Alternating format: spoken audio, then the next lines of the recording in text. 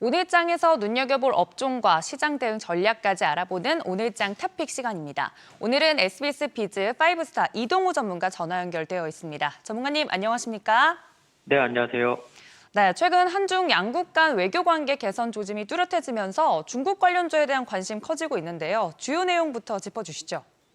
네, 이재명 대통령 취임 이후에 중국과의 관계 개선 기대감과 함께 11월 시진핑 주석의 방한 기대감도 커지면서 한한령 해제 수혜주들이 천천히 우상향을 하는 모습입니다.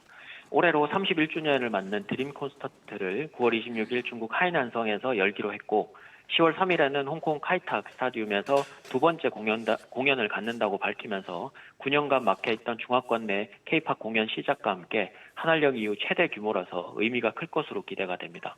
또한 5천 명 이하 공연은 지방정부에서 위임하면서 단계적인 개방도 시작된 것으로 풀이가 됩니다. 또한 지난 5월 중국의 긴 노동절 연휴가 중국 소비와 함께 한한령 해제 기대감이 동시에 적용이 되고 있고 중국인의 방한 증가로 호텔, 카지노, 화장품 쪽으로도 직간접적인 수혜가 나오고 있는데요.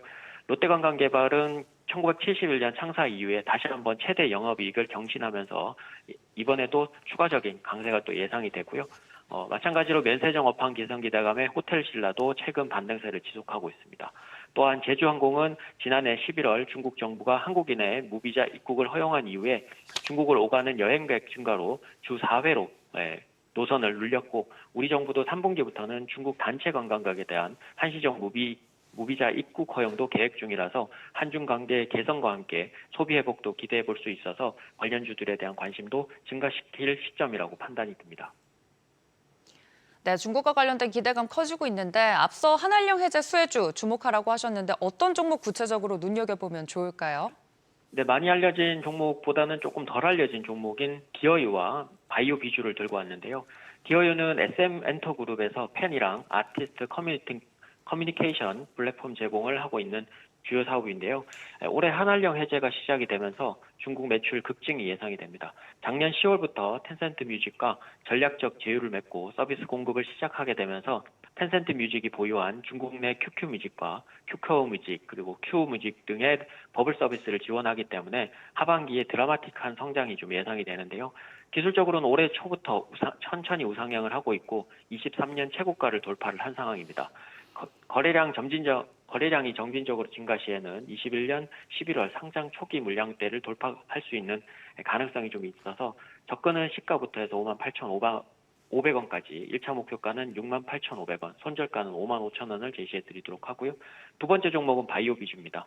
화장품 미용 관련주로 스킨부스터를 주력으로 피부 재생과 탄력 개선을 목적으로 직접 주입되는 미용 주사제인 칸도롭 세럼을 국내외 시술 시장에서 가성도 높은 인지도를 확보 중이고요.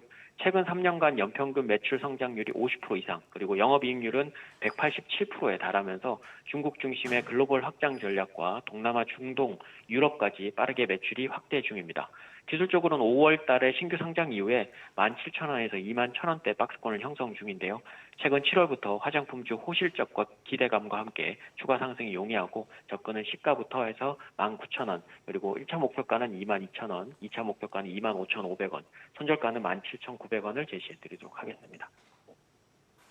네, 두 종목 모두 우상향하고 있는 점 인상적입니다. 전문가님 오늘 말씀 고맙습니다. 지금까지 업종과 대응 전략 알아봤습니다.